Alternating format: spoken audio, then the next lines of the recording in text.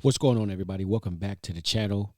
Thank you for everybody that's given me any listens, any likes. I really appreciate it. Make sure that you hit the subscribe button. Make sure that you like the video so that the channel can grow, because what I feel like I'm speaking on over here is very important, and it's only going to get better and deeper as we go along. But anyway, thank you guys again for the support of the channel, any views, any watches that you've ever given me, and thank you for liking and supporting my content. And with that, we're going to get started. Um, I want to preface this statement. I'm going to preface this video by saying that I'm going to start off talking about family. I don't have any kids myself. I want to be very clear about that. And so I understand that a lot of parents feel a certain way when people who don't have kids speak on family and treating of kids and all that there. But I feel like, I need to speak on this. I need to get this off because it's near and dear to my uh, philosophy and mindset and my heart. So as Black people, part of the structure of white supremacy has been to attack our family units. That's one of the things they did in slavery, obviously. That was one of the punishments for slavery. If a slave was found breaking any of the rules or the codes or the rules of the plantation or just the laws, period, for slaves at the time, one of the ways they would punish them, as people well know, is like to sell their children to different plantations.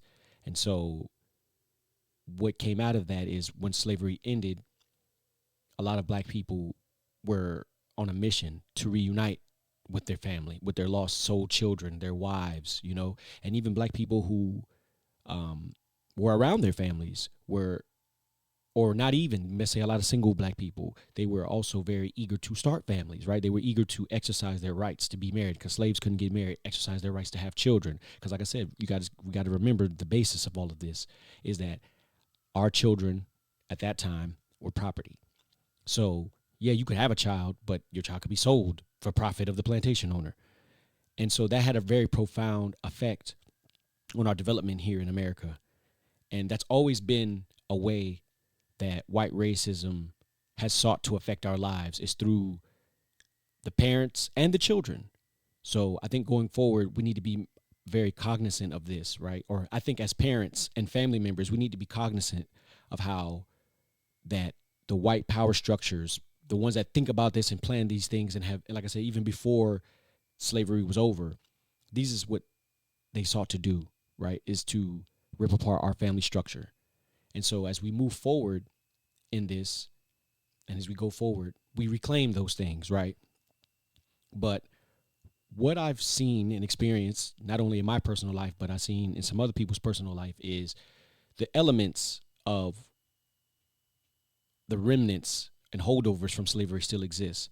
Obviously, a lot of Black people have already spoken about like the corporal punishment aspect of it, and that's not really what I want to speak about in this video. I want to speak more towards the emotional development and things of that nature. So it seems to me that yes, our children were property to white slave owners, but it seems to me that many Black parents have adopted a similar mindset of their children. Not to say that you see your children as property necessarily, but you do have like an ownership mentality over them. You do have a control mentality. It's not this is a human being, I'm a human being. Yes, you're my child, but you're also a human being. It's more like I'm a parent, you're a child. So like the slave master slave dynamic, in my opinion, is still there very much in many of our parent child relationships. And I think it's evidence, if you read any books about history, that it's not even in just your family or mine or any other family. It's kind of a thing that's in our culture that we need to work on. Because like I say, if you look, at some of movies, or if you look at read some books about, like I know I read some about the Great Migration, there's always been this tension between parents and children, and a lot of or even if you read the slave narratives, there's some Black people in the slave narratives talked about how they don't speak to their parents. So there's always been this tension, you know what I mean, between child and parent. And I personally I'm not blaming it on white people per se, but I am blaming it on white supremacy and the holdovers from slavery, and that bleeding into our culture, that many Black people, based on maybe how they've been treated, adopt these views of seeing their children, again, not as human beings to be developed, but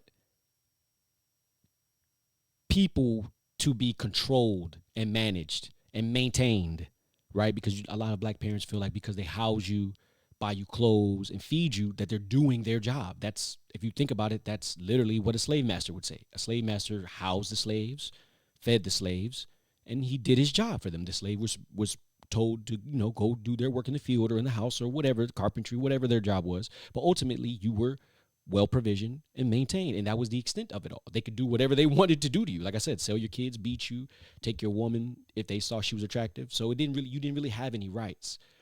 You didn't really have any humanity that they needed to respect. And like I said before, I see that manifest in the way that our parents, black parents, treat their children.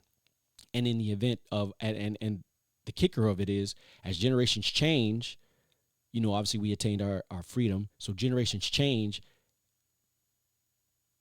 The younger generations, and like I say, when I say younger generations, I want y'all to follow me. Like, I'm going back, even to the 20s, 30s, 40s, 50s. The younger generations are seeing the world differently than their parents. And I'm still trying to figure out how this system is still maintaining as far as what I'm speaking on. But many of the younger generation don't see the world how the older generation does. And that becomes a problem in black households because there's a lot of insecurity going on.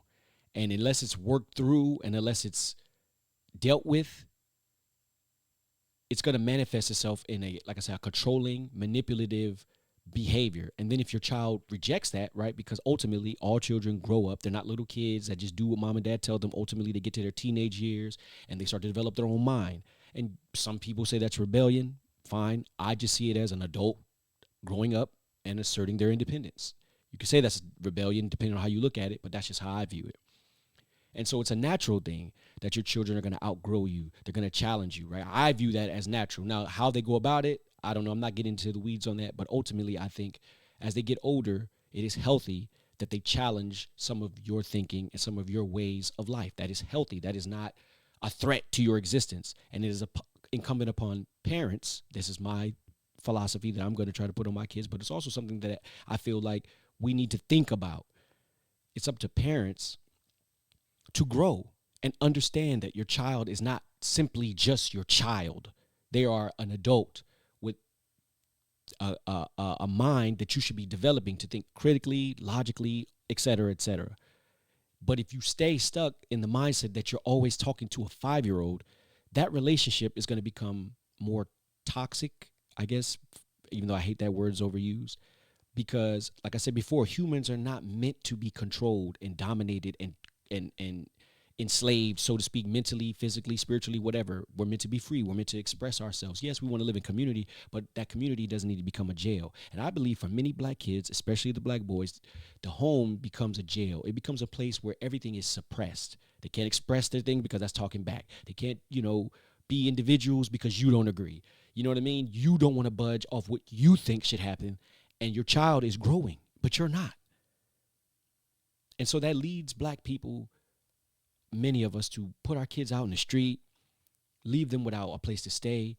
And I deeply, deeply resent that, because that is setting our not only our children, but our group as a culture, as a body politic of people. It sets us back when we do things like that. When we don't give the next generation a stable launching point into their futures, whatever that may be, whether you agree as a parent or not. If you don't allow that space for your child, if you don't create that stability, and I'm talking about for children 18, 19, 20 or older, to launch off into life. If you're not a parent that can be a stable person for your child, regardless of whether you agree or disagree with their lifestyle choices, and I do agree at some point, parents, you can draw the line, but follow me. You are a hindrance. And so I want to take this time in this video to express that if you are listening to this and you have children, please try to grow along with them. Please try to develop them instead of maintain them, and understand them.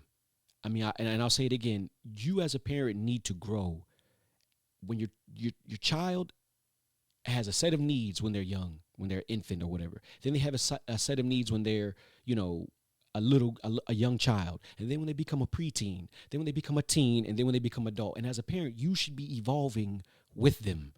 You shouldn't be stuck in your ways that you can't grow with your children and that become where the relationship and the family bond is severed, because children and people need family. Ultimately they need stability, and if that's not there, we're throwing a whole group of people into chaos and survival, and that has dire effects, as we see. Like, how many black men do we see get kicked out of grandma's house, get kicked out of mama's house, whatever? And like I said, everybody's gonna defend their reasoning for doing it, but at the point of the making, I'm speaking to the facts that that does not benefit anyone to put a young man or a young lady out of your home, especially if they're not. Well, let's say this: if they're not doing anything to bring violence or just like drugs or anything like that into your home. If they're just somebody who you just have clashes with because of X thing or Y thing and it's minimal, I think you should work on that and move past it. I feel like, in my just opinion, as the children get older, the parents' mentality stays immature, and you're fighting with your child about minute, menial things around the house, and they may seem big to you in that moment, but they're not big in the grand scheme of things. What's big in the grand scheme of things is your child's development, your child's mental health, your child's thinking, ability to think independent of you and handle their business. And if your mindset is so controlling, so do what I tell you to do what I'm telling you to do because I've lived life. And like I said, there is a reasoning and a place for that, to be that type of parent, to be like, hey, look, I'm the one that's guiding you. I'm the one that's giving you advice. But the ultimate point is your children need to be independent people, and you should be developing them to be that. And it shouldn't be a threat every time your child doesn't agree with something that you agree with. You can agree to disagree. But it shouldn't be getting into these dire situations where family bonds have to be broken. Like, I don't, aside from anything that's violent, perverted in nature, or bringing danger to the home, I really can't grasp why there's so much conflict between parents and children in the black families. Like I said, some of it is natural, but some of it is not even necessary. And that's just my opinion. And so this video is not going to be very long. I just want to speak to the idea that if you're a parent and you're listening to this, your child is your child, right? And you will always be their parent, and it will always be your role to be the guiding light in their life. But ultimately, there comes a time where they have to walk their path, just like as you held them at one point in your life, and then they start to crawl, and then they start to walk. Well, think of that development just period in their lives. There comes a time where you're really going to be carrying them mentally. Then there comes a time where they're going to start crawling, and you're still going to be there to teach them and guide them and direct them. Then there comes a time where they'll start walking. And at the time where they start walking, they go where they want to go. They do what they want to do. And at that point, the teaching and telling them what to touch and what to put down and this don't go there, that becomes, the process. But at the point once they start walking, they're walking, man. And I'm speaking metaphorically to speak to a child's intellectual abilities. But once they start walking, they're walking, man. And once they start developing their own sense of identity in the world, things are already set in motion. And there's nothing you can do to necessarily change that fact of nature. So stop trying to control it and go with the current and develop with your child. That's just my opinion. Like I said before, I don't have kids. So some people may feel like I'm talking out of turn, but I'm not. I see too much chaos, and I see too many generations having to start over from zero when the parents are doing well off due to some deep-seated, I don't want to call it hatred, but dislike of the children, of the black men children, of the child, of the black girl childs. Like, there's just some deep-seated something going on that's just causing all this tension. You know what I mean? Like I said, I get it. Certain kids want to live a life a certain way, and they can't do that under your roof. I respect that. I understand that. But I see far too many young black children who are put in survival situations just because their parents are assholes, for lack of a better word. So I just want to get that off my chest. Thank you all for listening.